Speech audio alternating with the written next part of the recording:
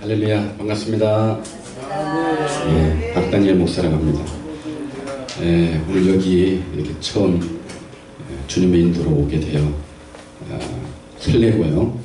귀한 분들, 또 존경하는 목사님들 많이 뵙게 돼서 너무 좋습니다.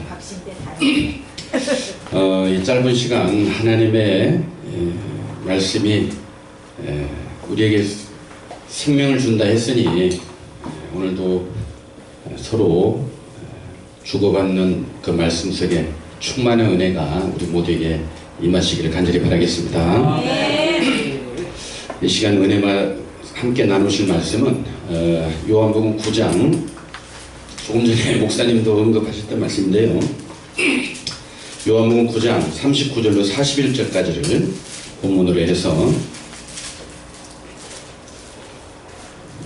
실로암에 대해서 좀 더 알아보는 시간 갖도록 하겠습니다. 요한복음 9장 39절로 41절까지 우리 한 목소리 읽어보시겠습니다. 시작. 예수께서 가라사대 내가 심판하러 이 세상에 왔으니 보지 못하는 자들은 보게 하고 보는 자들은 소경되게 하려 합니다 하시니, 바리새인 중에 예수와 함께 있던 자들이 이 말씀을 듣고 가로되 우리도 소경인가? 예수께서 가라사대 너희가 소경되었다면 죄가 없으려니와 본다고 하니 너희 죄가 그저 있느니라. 아멘. 요한복음 9장의 말씀은 실로암 사건이 일어난 중요한 대목이라 할 수 있습니다. 이 말씀을 논하기 전에 우리는 요한복음 1장을 통해서 태초의 말씀이 바로 하나님이라고 하셨죠. 그 말씀 안에 생명이 있고 그 말씀이 빛이라고 했습니다.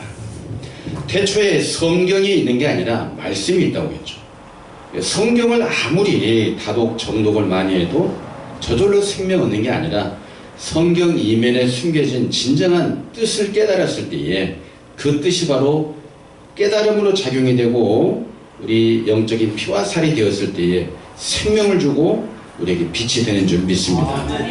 그럼 말씀이 없다는 것은 하나님도 안 계신다는 것이고, 말씀이 없다는 것은 생명이 아니라 사망인 것이고, 말씀이 없다는 것은 빛이 아니라 어둠인 거예요. 빛의 자녀와 어둠의 자녀를 논하고 있지만 우리는 잘못하면 신앙인은 빛의 자녀, 예수 잘 믿는 사람은 빛의 자녀, 안 믿는 사람은 어둠의 자녀, 이렇게 단순한 생각할 수 있겠지만 좀 더 조금만 들여다봐도 이건 뭐 불신자나 타종교는 속히 예수 믿어야 될 대상자지 어둠에 속한 어쩔 수 없는 상황인 것이고, 믿는다 하지만은 결국 뭐가 없으면요, 말씀이 없으면 어둠의 자녀라고 볼 수밖에 없는 겁니다.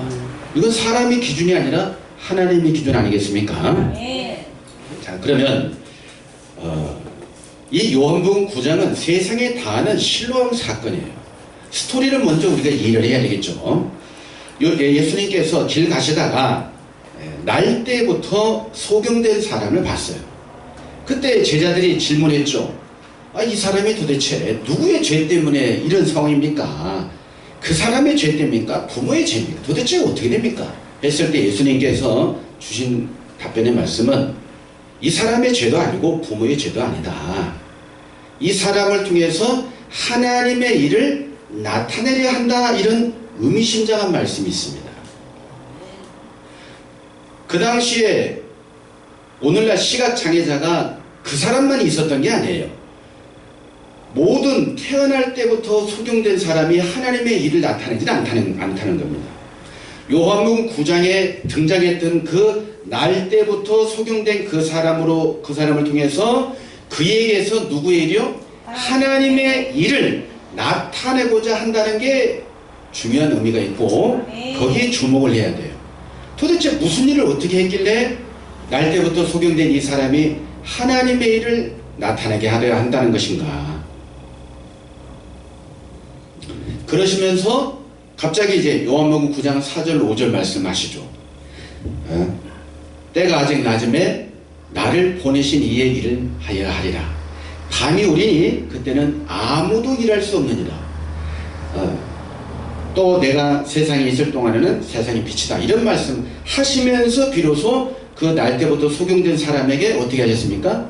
땅의 흙에다가 진흙에다가 예수님의 침을 이제 범벅에서 진흙에서 진흙으로 그 사람의 눈을 이제 진흙을로 묻힌 다음에 실로암 못에 가서 씻으라 해서 결국은 씻고 왔더니 낫게 되는 기적적인 사건이죠.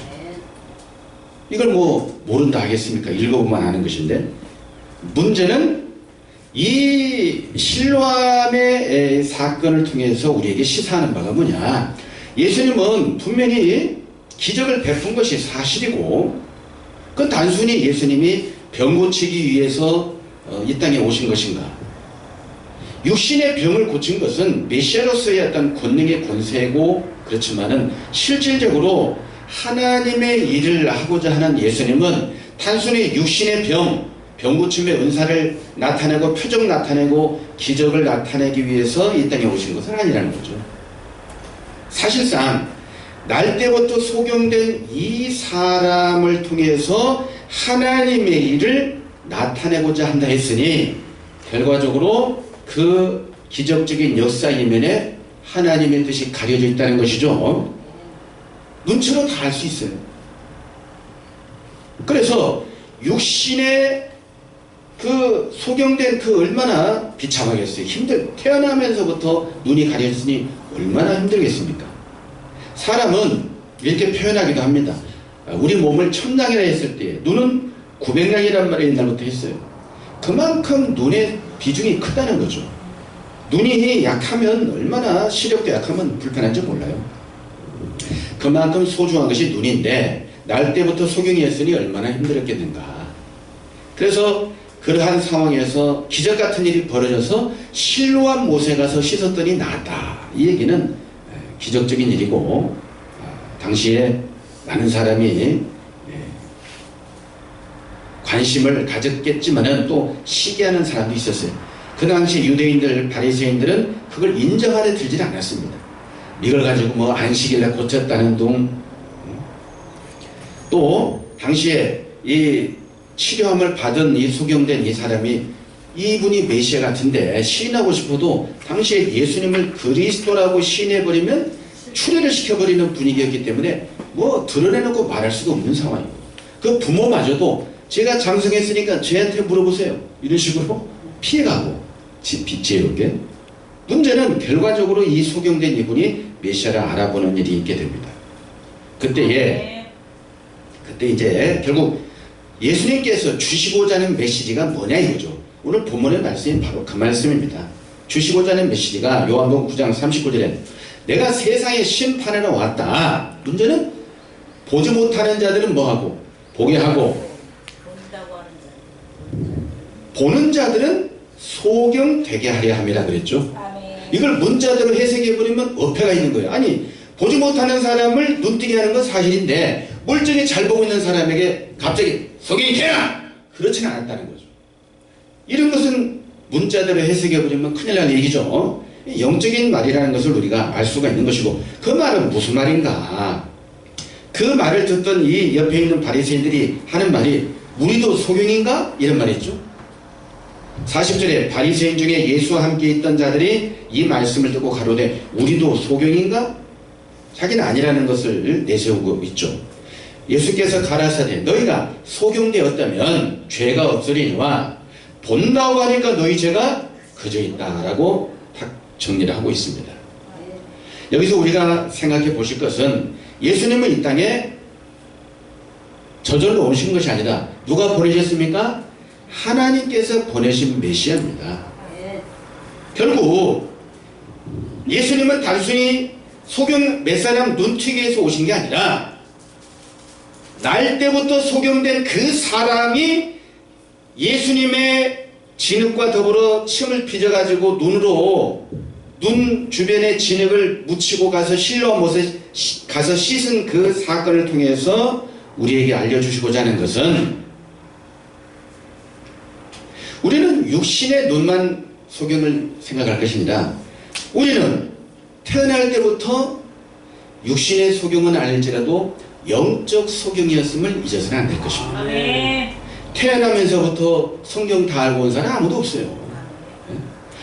태어나면서부터 영적 소경이었단 말이에요. 그래서 아무리 나름대로 배우고 익히고 해도 한계가 있는 것이고, 근데 바리새인들은 우리도 소경인가?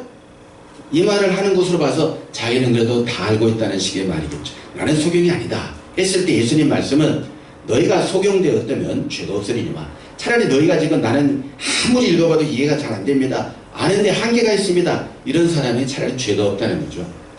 본다고 하니까 너희 죄가 그저 있다, 안다고 하니까 너희 죄가 그저 있다. 알 수도 없고 어차피 지구촌의 모든 사람은 예수님 외에는 다 소경이란 얘기죠. 다 소경이기 때문에 메시아가 필요한 것이고, 메시아를 통해서 영적인 눈을 열어가지고 눈을 열고 메시아를 알아보고 구원받게 하기 위한 것이 하나님의 뜻 아니겠습니까? 네. 그 실로암의 실체로 오신 분이 예수님이시란 얘기죠. 네. 육적인 기적을 통해서 하나님의 보내신 자, 곧 실로암 자체는 하나님께, 그러니까 보냄을 받았다는 뜻 아니겠습니까? 네. 그러니까 하나님께로부터 보냄 받으신 분이 예수님이시잖아요. 그 당시에 그러니까 자기가 소경된 것을 시인하고, 그분이 메시아이신 예수님께서 영적 실로암 못이라는 것을 알고 그에게 가서 겸손한 마음으로 배우고 듣고 하다 보면 눈이 열렸을 겁니다. 그러면 구원을 얻었을 거예요. 그러나 대놓고 무시하기도 하고 그것을 알아보기까지 많은 장애물이 있었다는 거예요. 그러니까 요한복음 9장 4절 5절 하신 말씀, 예수님이 살짝 자신이 실로암임을 소개하고 있는 거예요. 요한복음 9장 4절 때가 아직 낮음에 나를 보내신 이의 일을 우리가 하여야 하리라 그랬죠. 보내셨다는 말이 나오죠. 나를 보내시니. 보내심을 받은 자라는 것이 실로암이라면 그 하나님께서 예수님을 보내셨기에 예수님이 영적 실로암인 줄 믿습니다. 그래서 영적 실로암인 것을 알고 겸손한 마음으로 배우고 들었다면 눈이 열렸을 거예요. 그 예수님은 그 당시에 모든 사람이 소경인 줄 알고 성경을 아무리 봐도 창세기부터 말라기까지 나름대로 읽어가고 묵상하고 가르쳐도 한계가 있다는 걸 알고, 그 당시에 모든 지도자 물론이고 모든 종교인들이 다 영적 소경인 것을 알고 그들의 눈을 열기 위해서 오신 것입니다. 안 그렇겠습니까? 그러나 눈 연 자는 불과 몇 명 안 되었다는 거죠. 자, 그래서 그 당시에 깨달은 자는 제자들, 문도들, 이런 분들이었죠. 자, 문제는 이것을 이제 지나간 과거사죠. 누가 실로암 그 CCM을 작사 작곡했는지, 얼마나 일반 세계에서 CCM을 부른지 모릅니다. 어두운 밤에 하면서 캄캄하면서 오 주여 당신께 감사하리다 실로암 내게 주셨음을, 그런 CCM 많이 불러요. 저는 안타까운 게 있어요. 실로암 받았다고 큰 소리치고 감동적으로 찬양을 부르면 본인이 정말 눈이 열렸느냐? 눈이 열리지도 않고 실로암 노래 찬양 부르고 있으면 그것도 참 어폐가 있다 이 말이죠. 실로암을 만났으면 눈이 열려야 돼요, 안 열려야 돼요? 열려야 돼요. 열려야 되는 거 아닙니까? 2000년 전에 실로암 왜 필요했느냐? 어차피 태어날 때부터 소경인 거예요. 창세기부터 말라기까지 안다 하지만은 오직 아시는 분이 예수님밖에 없었다는 걸 알 수가 있어요. 문제는 그게 다가 아니라는 거예요. 그렇다면 우리는 어떤 상황인가? 예수님 이후로 이 땅에는 밤입니까? 밤 아니겠습니까? 내가 감히 이 땅에 밤이 온다고 요한복음 9장에 말씀했지 않습니까? 밤이 오리니 그때는 아무도 일할 수 없느니라. 밤이에요, 밤. 예수님 이후로 뭐 속사도 시대다 많이 있었지만 결과적으로 어느 때가 되면 다 밤이에요. 다 흑암 천지로 바뀝니다. 누구 하나 제대로 아는 사람 있다고 보겠습니까? 없다고 보겠습니까? 없는 거 아니겠습니까? 밤이면 폼으로 밤이 아니라 알 수 없는 시대, 무지한 시대, 그렇게 갇혀버리는 거죠. 그러면 이 시대가 어떤 시대냐? 이 시대가 그러면 다 알고 있는 시대냐? 예수님 하신 말씀이에요. 이 시대도 마찬가지로 안약이 필요한 시대인 거예요. 안약이 왜 필요합니까? 눈이 시원치 않기 때문에. 육적인 눈, 영적인 눈. 영적인 눈이 시원치 않기 때문에 안약이 필요한 것입니다. 근데 안약이 필요한 줄을 사람들이 알겠어요? 모르겠어요? 잘 모른다는 거예요, 문제가. 계시록 3장 18절에 이런 말씀이 있습니다. 내가 너희를 권하노니 내게서 불로연단한 금을 사서 부유하게 하고 흰옷을 사서 입어 벌거벗은 수치를 보이지 않고 안약을 사서 눈에 발라보게 하라. 누구한테 하신 말씀이냐? 라오디게 교회 사장이 하신 말씀이고 귀 있는 자는 성령이 교회들에게 하시는 말씀을 들으려 했습니다. 교회 다니니까 다 눈 여는 게 아니고 교회 다니니까 안약을 바르라 그 말이죠. 왜? 어차피 날 때부터 뭐니까? 소경이니까. 이 시대도 진정한 안약을 발라야 됩니다. 아멘. 실로암 찬양만 열심히 부르는 것이 다가 아니라 진정으로 내가 창세기부터 계시록까지 확실하게 열리지 않으면 꼭 간단한 거죠. 눈 감으면 아무것도 안 보이지만 눈 떠버리면 보는 게 길이 훤히 보이지 않습니까?